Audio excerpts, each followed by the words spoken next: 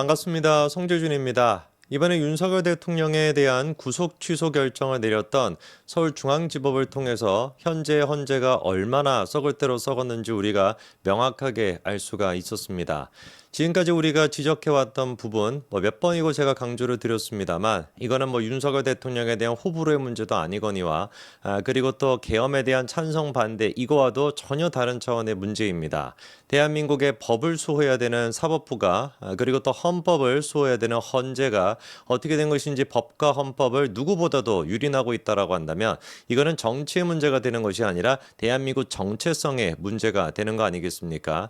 그런 차원에서 법적인 근거가 아무것도 없었던 공수처가 수사를 진행해 왔던 거 이거 불법 아니냐? 그리고 그런 불법적인 수사를 바탕으로 이순영이가 그런 식으로 체포영장을 발부했던 거, 그리고 또 김 부장판사가 구속영장까지 발부를 했던 거, 서부지법이 주도를 했었던 우리법연구회가 주도를 했었던 이 모든 식의 행위 자체가 불법을 근거로 했던 거 아니냐. 그리고 또 그 이후에 검찰이 보여줬던 모습, 구속영장을 발부를 받고 난 뒤에 자기들 멋대로 공수처랑 짬짬이를 해가지고 전반부는 공수처가 하고 후반부는 검찰이 하겠다. 이런 식으로 하는 것이 이거는 법적인 근거가 없는 거 아니냐라고 하는 지적, 이 모든 것들이 다시 한번 서울중앙지법을 통해 가지고 정치적인 문제가 아니라 법과 원칙과 관련된 문제라고 하는 것이 확인이 됐습니다.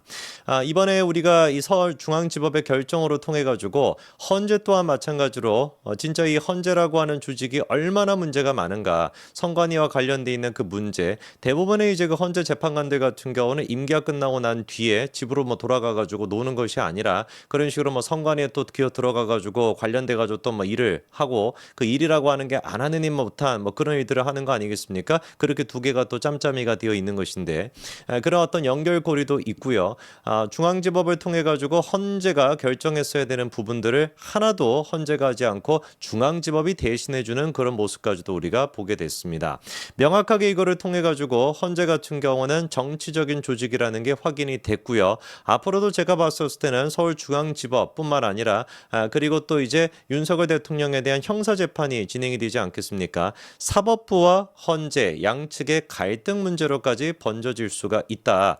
특히나 지금의 이제 그 사법부 같은 경우는 뭐가 됐든지 간에 중앙지법에서 윤석열 대통령에 대해서 이런 식의 결정을 내렸기 때문에 공수처 수사가 불법이었고 검찰의 수사가 잘못됐다. 수사의 절차적인 문제가 불법이었다라는 걸 확인을 해줬기 때문에 이거를 그냥 무시해버리면서 그냥 이제 그 1심 재판을 갖다가 그냥 똑같이 내란죄가 있었다라든지 이런 식으로 이끌어가기는 굉장히 힘들 것입니다.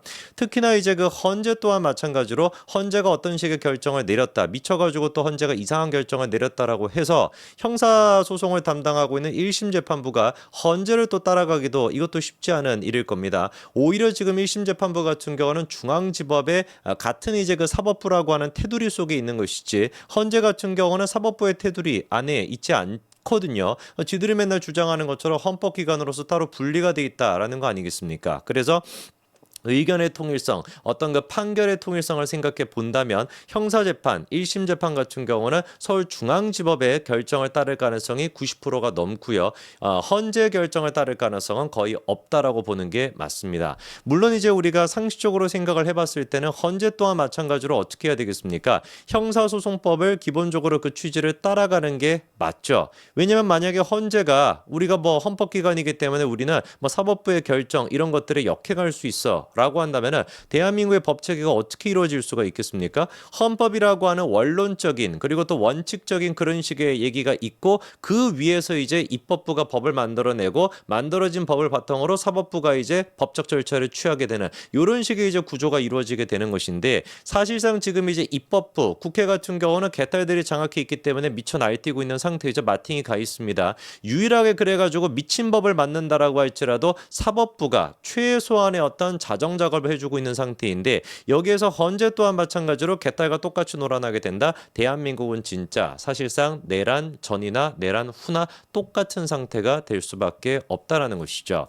저는 그래서 헌재가 과연 이제 그 형사소송법이나 이런 어떤 그 형사재판을 무시하고 서울중앙지법을 끝까지 무시하고 자기들만의 결정을 내릴 것인가 반드시 우리가 지켜봐야 된다라고 보는데 지금 이제 유력하게 나오는 얘기는 다가오는 이제 그 금요일 정도 돼가지고 윤석열 대통령에 대한 탄핵 심판 결정이 내려질 것이다. 이런 얘기가 있지 않습니까? 정상적인 헌재라고 한다면 지금 상태에서 같은 경우는 국민적인 분노뿐만 아니라 사법부에서조차도 그리고 가장 상징적인 중앙지법에서조차 절차적인 불법이 있다라는 걸 인정한 마당에 이거를 무시하고 금요일 날 이런 식으로 선고를 강행하게 된다. 글쎄요, 제가 봤을 때는 헌재라고 하는 조직 자체가 살아남기도 어려워질 수 있다. 그 여파 국민적인 분노가 진짜 어마어마하게 클 수 있다라고 하는 걸 헌재가 반드시 인식을 해야 될 겁니다. 최소한 제가 봤었을 때는 어떻게 본다면 헌재 입장에서는 변수가 지금 생긴 것이죠. 서울중앙지법이 윤석열 대통령의 수사에 대해서 불법이 있었다라는 것을 명확하게 이제 규정하는 그런 식의 변수가 있는 마당에 이런 것들을 고려하지 않고 기존대로 그냥 금요일 날 섣부르게 그냥 뭐 선고를 한다라고 한다면 제가 봤을 때는 진짜로 헌재가 자기 어떤 그 존폐 위기까지 갈 수 있다라고 봅니다. 원래 그래가지고 변론이 종료가 되고 2주가 있고 난 뒤에 선고가 내려질 거다라고 하는 예상이 많았지만 그게 늦춰질 수 있다라고 분명히 말씀을 드리고요. 언론들 같은 경우는 지금 이제 어떤 이야기가 또 나오게 있냐면은 법조계에서 같은 경우는 탄핵 심판이라고 하는 거와 형사 재판이라고 하는 것은 다르기 때문에 뭐 형사 재판을 담당하고 있는 그런 식의 서울중앙지법에서 내린 결정이 탄핵 심판에는 영향을 주지 않을 것이다. 이런 지금 언어 도단을 넘어가지고 망언을 내뱉고 있습니다. 여기저기서 지금 그래서 하고 있는 얘기 자체가 숙고하는 헌재, 법조계는 윤석열 석방의 탄핵 선고에는 영향을 끼치지 않을 것이다. 이런 기사가 나오고 있는데 이거는 진짜 하나를 알고 아니죠. 하나도 모르고 둘도 모르는 말도 안 되는 궤변에 불과한 것입니다. 만약에 예를 들어 가지고요. 어떤 그 탄핵이라고 하는 것 자체가 업무상의 문제로부터 발생을 했다. 그러니까 직무적인 어떤 문제로 발생을 했다라고 한다면 형사재판과 헌법재판소의 그 내용 자체가 별개로 이루어질 수 있다라고 하는 논리가 성립이 될 수 있을 겁니다. 아니 뭐 헌재 같은 경우는 형식적으로 그리고 또 뭐 능률이나 아니면 뭐 업무에 대한 문제 이거와 관련돼 가지고 판결을 내리는 그런 케이스였다라고 한다면 형사재판에 대한 케이스와 당연히 별개로 이루어질 수가 있고 영향을 별로 안 줄 수가 있겠죠. 근데 윤석열 대통령에 대한 케이스는 전혀 그렇지가 않습니다. 두 가지를 지금 이제 같이 연결하고 있는 가장 중요한 테마가 뭐예요? 내란죄 아닙니까?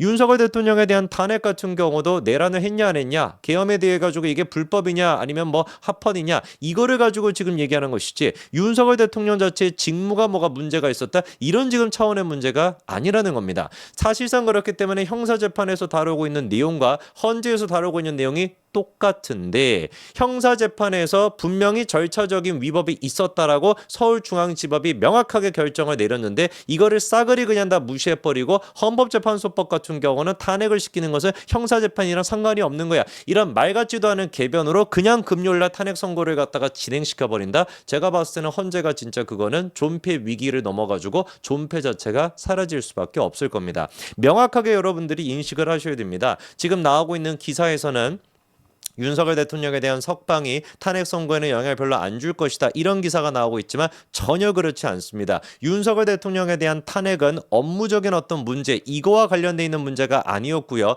명확하고 철저하게 내란죄와 계엄과 관련돼 있는 문제였습니다. 그거를 가지고 탄핵을 시켰던 거 아닙니까? 그런데 그 문제를 정확하게 형사재판에서 똑같이 지금 다루고 있는 상태인데 형사재판의 결과를 그냥 무시해버리고 헌재가 지들 마음대로 결정을 내리게 된다?